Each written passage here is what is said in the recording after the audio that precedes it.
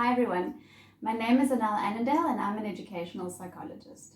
Many of you who've been following me for a while know that I'll often try and put out new relevant information on my website or give you some tips and tricks of things that you can do at home. But I've purposefully tried to stay away from doing a COVID-19 video. And the reason for that is that I just feel that it's almost had the opposite effect.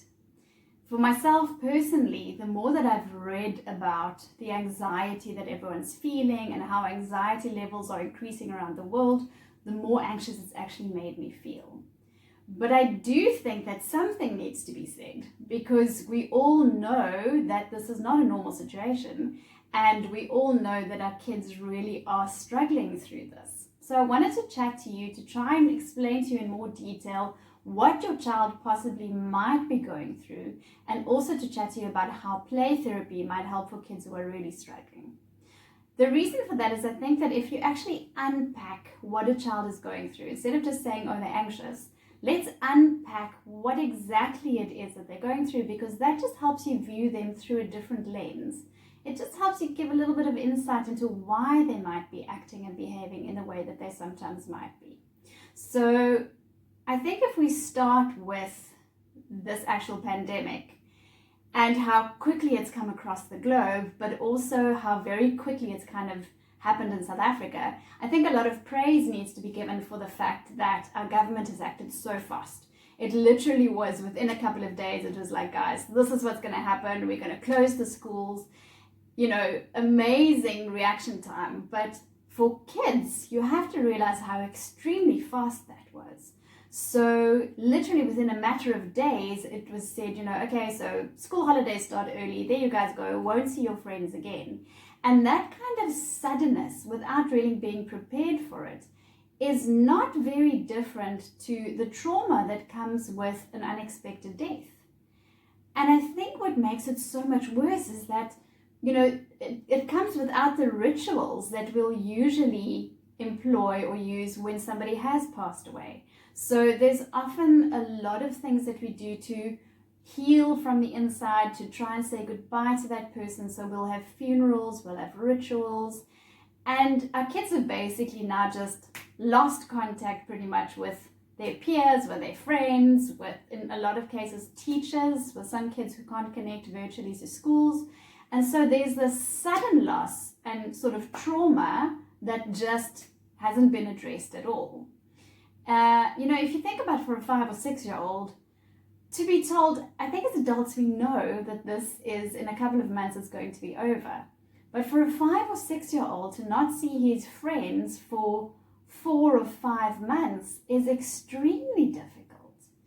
And I think it creates a lot of uncertainty. I know certainly for us as adults, it's really created this feeling of not knowing what's happening. In usual, or I want to say normal situations, when there's a lot of stress in the house, what kids tend to do is they can tend to look at parents for advice, because parents can sort of guide the way. But the honest truth is we don't know. None of us know when this lockdown is going to be over, how long it'll last, whether we'll need to go back into a lockdown level 5, or, how it's going to affect our country in the long run. So there's not much that we can help to do, to deal with that sort of uncertainty.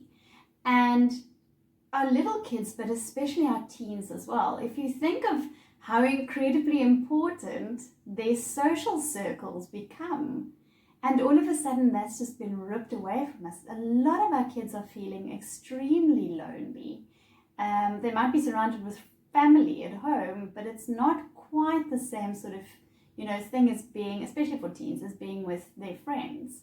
And so what's been fascinating for me, and this has only really come up in my play therapy sessions recently with kids, is I find that a lot of the younger kids don't actually understand the transient nature of this virus.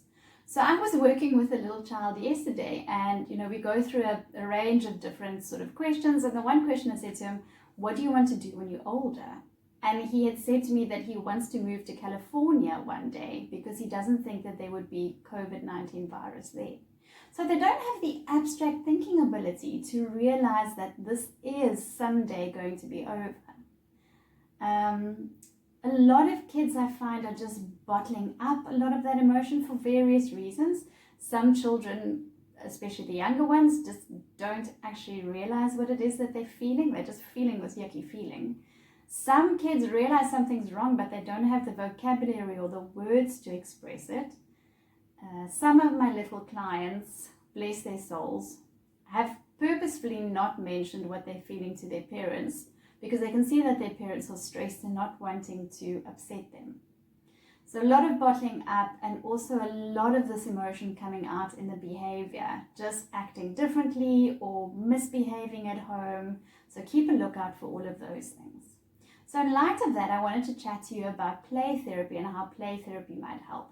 Now, if you have a child at home and you find that even with talking him through these things, trying to answer his questions, he really still is struggling, it might be a good idea to send your child for play therapy.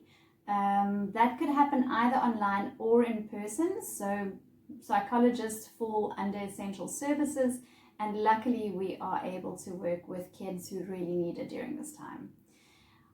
I often get asked so many questions about play therapy, so I just wanted to quickly explain what that is. Play therapy really has the same objective as adult therapy. The idea is to provide a safe space in which people and individuals can express what they're feeling, and to help them find healing and maybe more healthy adaptive behaviors. But that doesn't happen through talk the way it does with adults, because kids don't really talk about what they're feeling. And then most of you will know that from just having to drag everything out of them, right? And so we do that therapy through the medium that the child is most comfortable with and most familiar with, which is play. And so I get asked so many questions. A lot of parents have contacted my offices this week wanting to know, what is play therapy? How much does it cost? Now that's a difficult one to try and answer, because every psychologist basically sets their own fee. And so every psychologist will have different rates. But if you're looking for a play therapist for your child, I think a very good guiding factor would be to have a look at the medical aid rate for psychologists and try and find somebody who charges more or less in that range, so that you know that the price is fair. I think a little bit of good news is at least most medical aids do pay full play therapy. So if you have got a medical aid, that might make it slightly more affordable. I'm also often asked, how many sessions will my child need? So that's again a difficult one to answer before you've actually spent time with a child or gotten to know them. On the whole, personally, I'm not a big fan of long-term therapy. I don't think that it's good for kids to be in therapy for a long time, and I think it becomes a crutch after a while. So personally speaking, from my own practice, I like to limit sessions to between about 6 and 9. And if a child needs any more sessions, we'll definitely discuss that with the parents, or what we'll sometimes do is monitor the child over a while once the play therapy is finished. And if they need to, get them in again for 1 or 2 refresher sessions, just monitor them as they go. There really are 2 approaches to play therapy. So I often get asked, what do you do? Do you just sit there and watch them? Do you take out the toys? Do you play with them? And so there's 2 major approaches that a child play therapist can use. The one is called the psychologist-centered therapy, or psychologist-led therapy. And that's where the therapist will decide what the objectives are for the session, what they're wanting to achieve or wanting to know and find out or explore a little bit. And so they will set a task, an activity, a type of play that will then engage the child.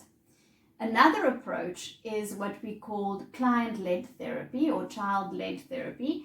And so what we do with that is we will basically let the child take the lead and see where they go, observe, ask a question when it's needed, give them a little bit of space to work through things if we see that that's what's needed. And so in my practice, I like to use both of those approaches. I think they both have merit. And so that means that most sessions that are an hour long will be divided up into 2 half-hour sessions. So the first half hour, I usually like to start with the therapist-directed play therapy, and in the second half, they do the child-directed play therapy. then parents want to know, but how am I involved? You know, I'm also worried about my child. You know, I bring him to you and you work with him, and then, you know, what is my role?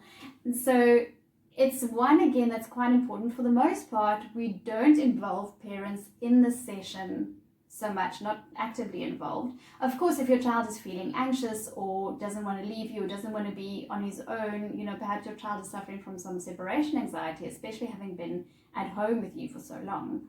What we'll do then is allow the parent to sit in the session, but we actively engage with the child while you just kind of provide that security in the background. But on the whole, what we'll do is we will work with the child, and it's super important that your child is able to trust me as a therapist. Sometimes children just need a safe space where they can actually tell therapists stuff that they don't want their parents to know. And so for that reason, I'm not going to give you much feedback in front of your child. What a good therapist would do is they would see the child, you know, you would be on your merry way, take your child home, and afterwards, the play therapist will contact you when the child is not around and discuss what happened in the session. A very good therapist will make sure that she's kind of run through with the child what she would like to convey to the parents, so that it also doesn't catch the child as a surprise when the parent might mention something at home. So we really make sure that the child is fully aware of what's going to happen. And then the psychologist, the play therapist, will give you not only information on what happened during the session, but possibly also give you some ideas of things that they want you to try at home during that week. And then do a quick follow-up with you in the next week's session to see how things have gone. Have you seen much improvement and what's happened there? So that gives you an idea of how play therapy works, how it could help for a child who's anxious. And if you feel that your child really is not coping during this COVID-19 pandemic, please don't wait. Contact somebody, contact a child psychologist, a play therapist, and they'll definitely be able to help. Thanks, guys.